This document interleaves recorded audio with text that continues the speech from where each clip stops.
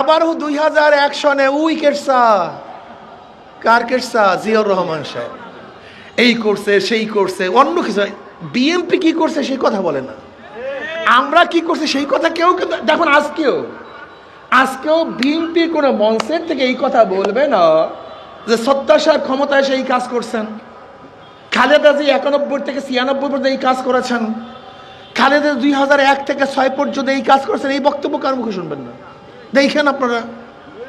কারণ সেখানে তো ছিল খাম্বা কেস, সেখানে ছিল ট্রান্সফার কেস, সেখানে ছিল হাওয়া ভবন। এর জন্য মানুষ আবার ক্ষিপ্ত হয়ে গেছে, ক্ষিপ্ত হয়ে আন্দোলন সংগ্রামে এত সিট বেশি পেয়ে ক্ষমতায় গেছেন 200-র উপরে সিট। আরে আল্লাহ, মারাত্মক অবস্থা। কিন্তু আন্দোলন সংগ্রাম করার কারণে মঈনুদ্দিন ফখরুদ্দিন সাহেব এসে দুজনকে গৃহবন্দী করলেন। নোয়াখালী এক আসন কর্তৃক আয়োজিত আজকে গণসম্মেলনের সম্মানিত সভাপতি, মঞ্চ উপবিষ্ট বিভিন্ন দলের রাজনৈতিক নেতৃবৃন্দ, শ্রদ্ধাভাজন ওলামায়ে কেরাম, সর্বস্তরের ইসলাম প্রিয় দেশপ্রেমী ভাইয়েরা আমার, আমরা কিসের জন্য আয়োজন করেছি ইতিমধ্যে শুনেছেন। প্রয়োজনীয় সংস্কার, দৃশ্যমান বিচার, পিআর সিস্টেম নির্বাচন। অন্তর্বর্তী সরকারের এটা দায়িত্ব। এই দায়িত্ব পালন না করার কারণেই আমরা আন্দোলন করছি, মাঠে চলে এসেছি। বর্তমান অন্তর্বর্তী সরকার শুধু নির্বাচন দিবেন, একটা সুষ্ঠু নির্বাচন উপহার দিবেন, এর জন্য তিনি ক্ষমতায় বসান নেই। উনি ক্ষমতায় বসেছিলেন রাষ্ট্র সংস্কার করবেন। যেহেতু জুলাই আগস্টের যারা যোদ্ধা ছিল তারা ওয়ালে লিখেছিলেন আমরা রাষ্ট্র সংস্কার চাই, রাষ্ট্রকে মেরামত করতে চাই, বিনির্মাণ করতে চাই। কাজে আপনি যদি সংস্কার ব্যতীত নির্বাচন দেন, শুধু এই দায়িত্বই আপনি পালন করেন, তাহলে আমি বলবো এই আন্দোলন ব্যর্থ হয়েছে। যারা জীবন দিয়েছিল তাদের উদ্দেশ্য সফল হয়নি, যারা আহত হয়েছে, পঙ্গুত্ব বরণ করেছে, তাদের পঙ্গুত্ব বরণ করাটা ভেস্তে গেছে, কাজে লাগাতে পারেনি। আর আমরা যারা রাস্তায় ছিলাম, কেন ছিলাম তাও জানি না। এর জন্য আমি আপনাদেরকে অনুরোধ করব যে অন্তর্বর্তী সরকার অবশ্যই আপনাকে রাষ্ট্র সংস্কার করতে হবে, যারা গণহত্যা করেছে তাদের বিচার করতে হবে, লেভেল প্লেইং ফিল্ড সৃষ্টি করে নির্বাচন দিতে হবে। আর আমরা যারা মনে করি, আমাদের দেশের মানুষগুলি মনে করে একটা নির্বাচন যদি হয়, সুষ্ঠু নির্বাচন হলেই মানুষ মুক্তি পাবে, শান্তি পাবে। এইটা ভুল ধারণা, এটা চমৎকার ভুল ধারণা। আসলে সুষ্ঠু নির্বাচন হলেই এদেশের মানুষ শান্তি মুক্তি পাবে না। কেন?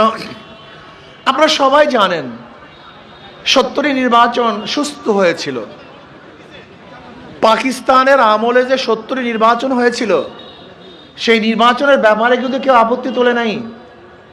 এই কথা কেউ বলে নাই যে অসুষ্ঠু নির্বাচন হয়েছে, কারচুপি নির্বাচন হয়েছে।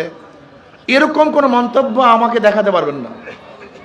পাকিস্তান সরকারের অধীনে যে নির্বাচন হয়েছিল 70 নির্বাচন, যেটা বন্যা হওয়ার কারণে 71 জানুয়ারিতেও কিছু অংশ নির্বাচন হয়েছিল, সেই নির্বাচন সুষ্ঠু হয়েছিল, নিরপেক্ষ নির্বাচন হয়েছিল।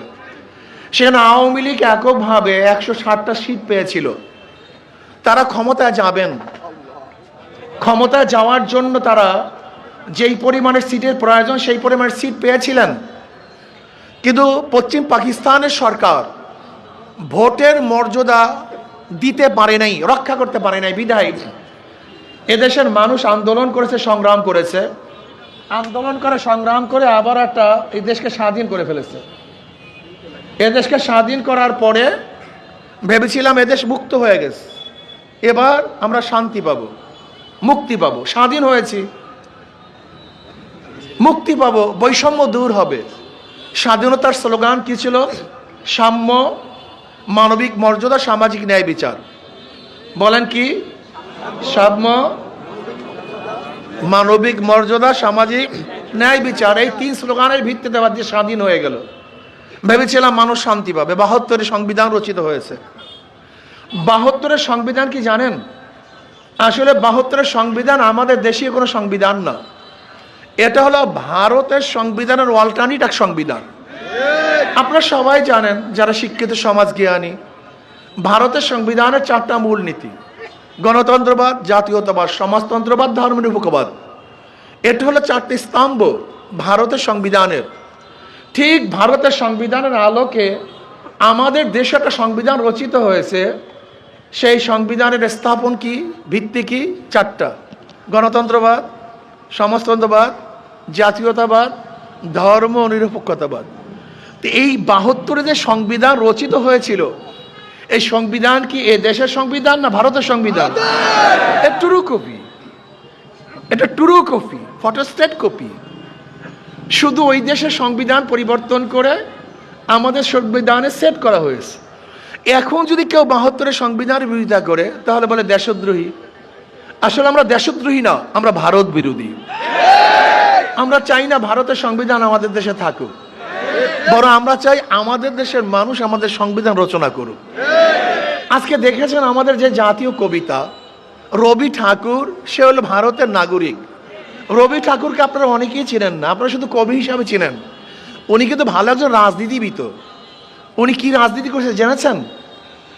উনি 41 বার ঢাকায় যেন ইউনিভার্সিটি না হতে পারে, গড়াইয়ের মাঠে ওনার সভাপতিত্বে যে সমাবেশ হয়েছিল, সেই সমাবেশটা কোনো ভালো কাজের জন্য সমাবেশ হয়নি।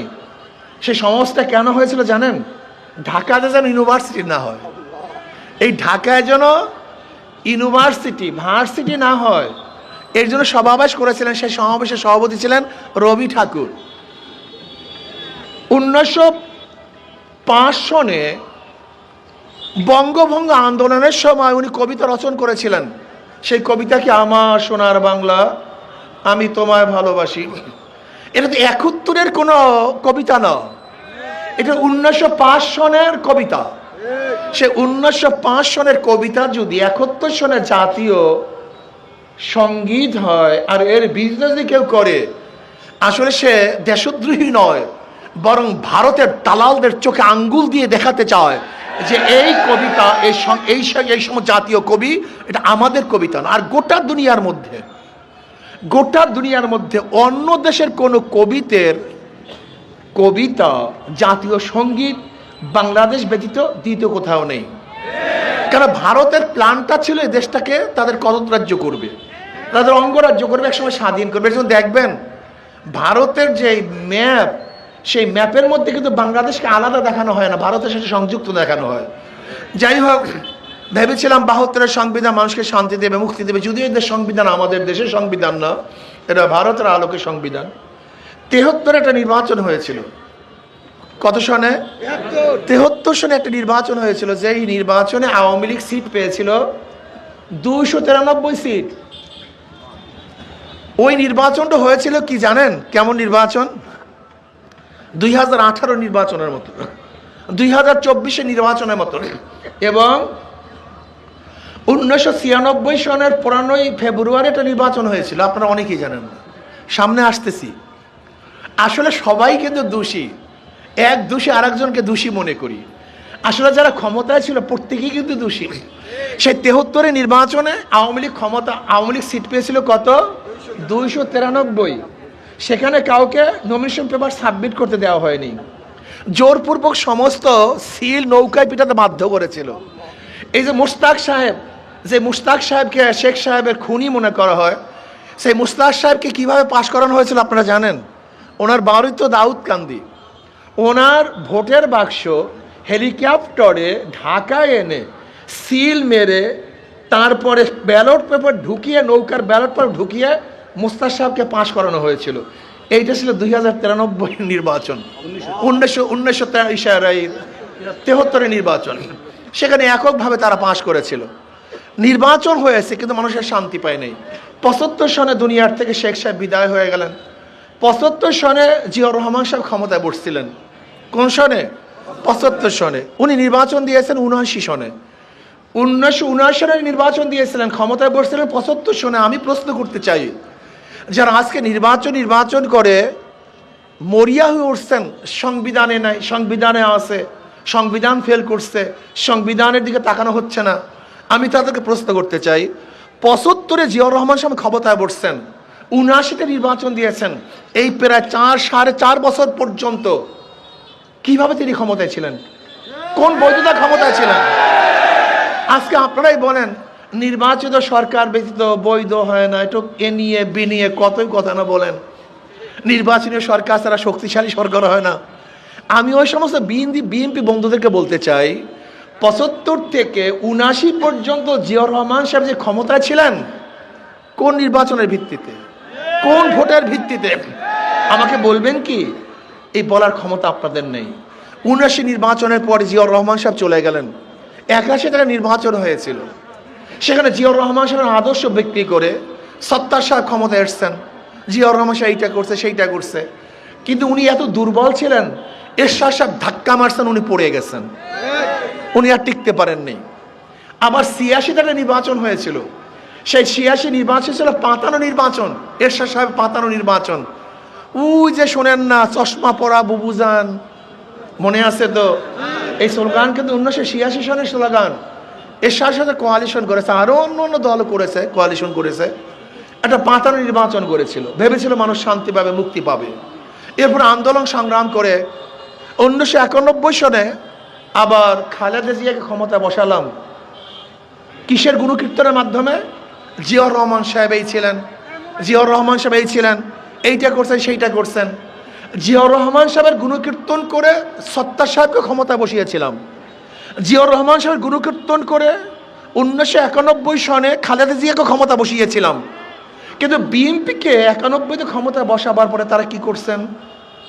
5 বছরে এই দেশকে, বাংলাদেশকে দুর্নীতিতে বিশ্ব চ্যাম্পিয়ন 3বার করছে। কয়বার? 3বার, একবার না। ওই যে জিয়াউর রহমান সাহেবের আদর্শ বিক্রি করা সেই দল মাত্র 3 বছরে দেশকে দুর্নীতিতে 3বার বিশ্ব চ্যাম্পিয়ন করছে। গোটা বিশ্বের মধ্যে আমরা চ্যাম্পিয়ন ছিলাম, 3বার হ্যাট্রিক করেছি। আবার উনি চিন্তা করছেন ক্ষমতায় যেতে পারবেন না। এই খালেদা জি আজকে যে সংবিধান, যাকে আপনারা সবাই মনে আপোষহীন নেত্রী, আপোষহীন নেত্রী, উনি 1996 সনে 15 ফেব্রুয়ারি একটা নির্বাচন দিয়েছিলেন, সেখানে আপোষ করতে পারেননি।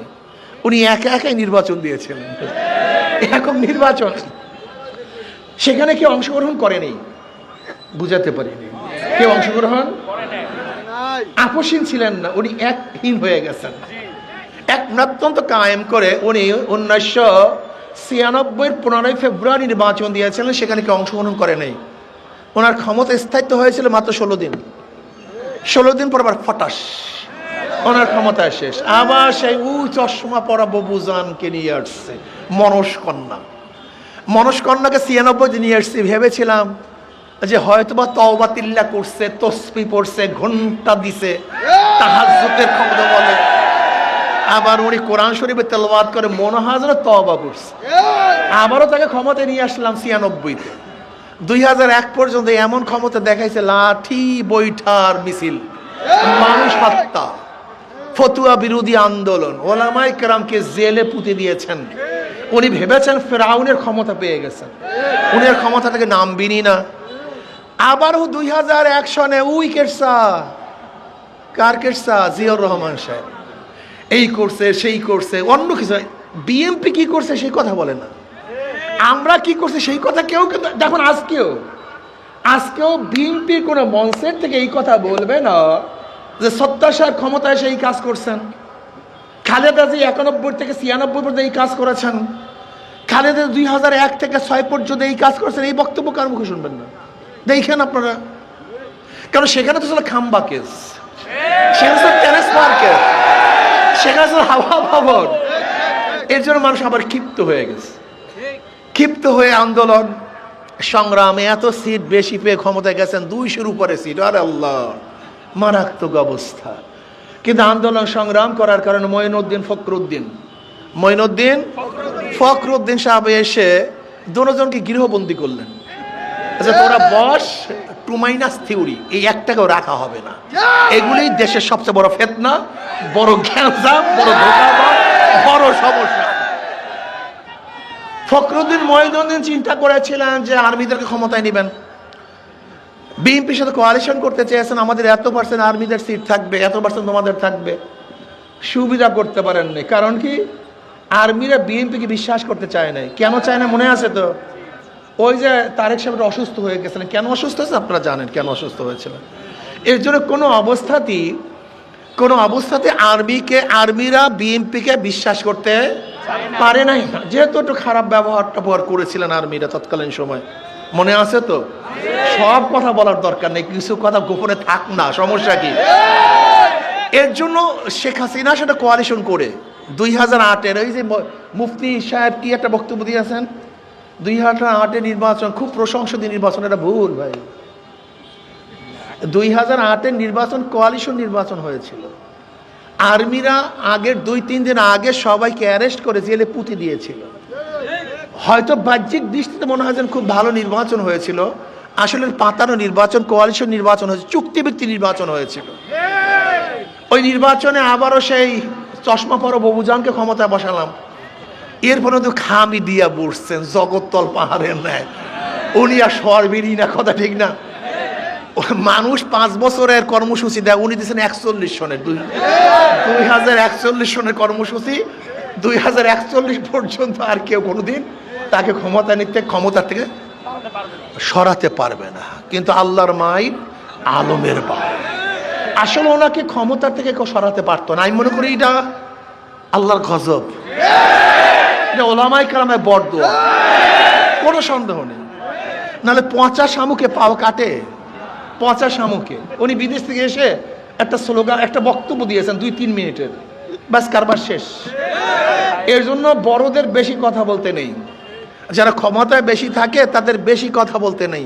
আমাদের দেশে মানুষ ফটার যে ক্ষমতা থাকে সেটা ফটাফট করতেই থাকে। এক ফটরে ওনার বিরুদ্ধে এমন আন্দোলন হলো, সংগ্রাম হলো, মানুষ ওনাকে, ওনার নাতি পুতি, চেলা চামুন্ডা, পোকা সোকা সব ভাগাইয়া দিছে। গোটা দুনিয়ার ইতিহাসে এরকম বিপ্লব হয়নি।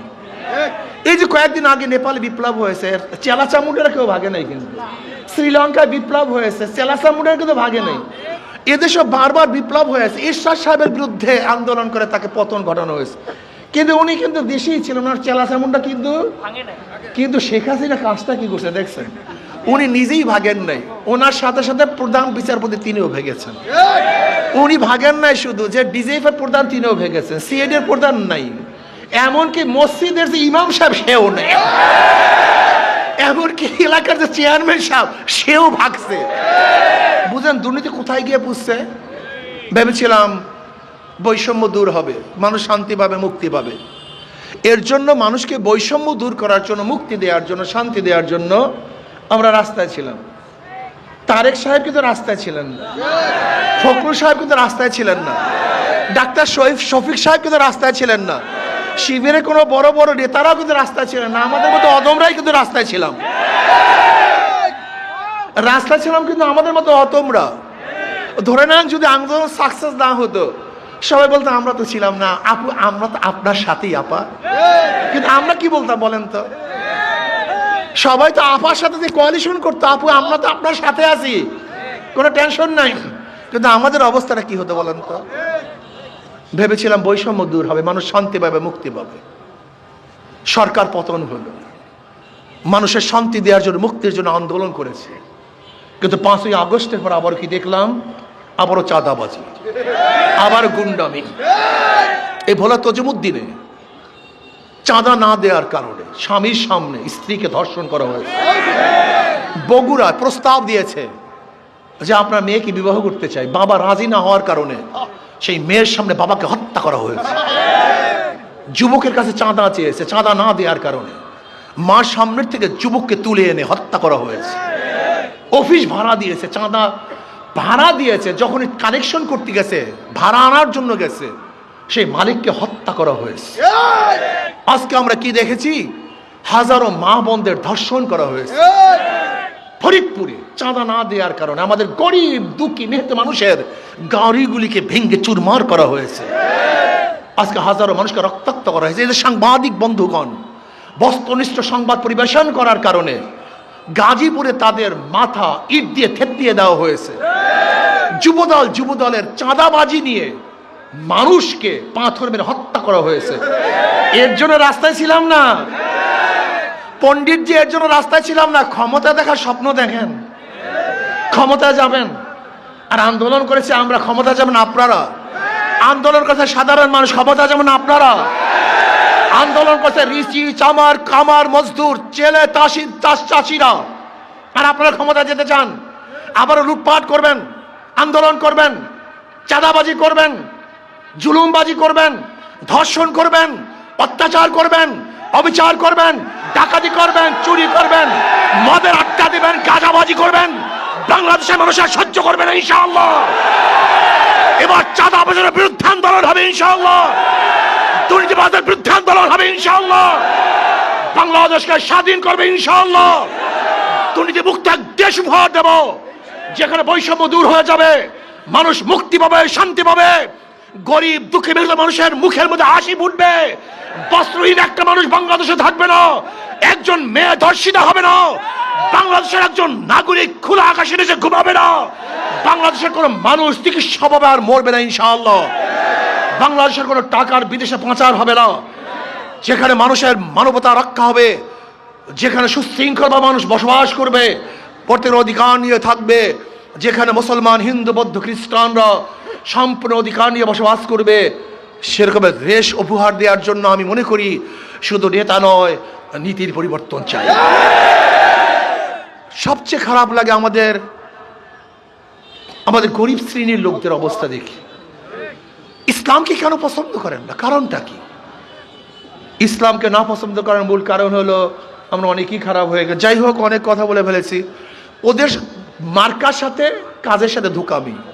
যারা নৌকা নির্বাচন করে নিজেরা নৌকা চালাতে পারে না, যারা ধানের শীষে নির্বাচন করে নিজেরা ধান কাটতে পারে না, যারা নাঙ্গল নির্বাচন করে নিজেরা নাঙ্গল বইতে পারে না।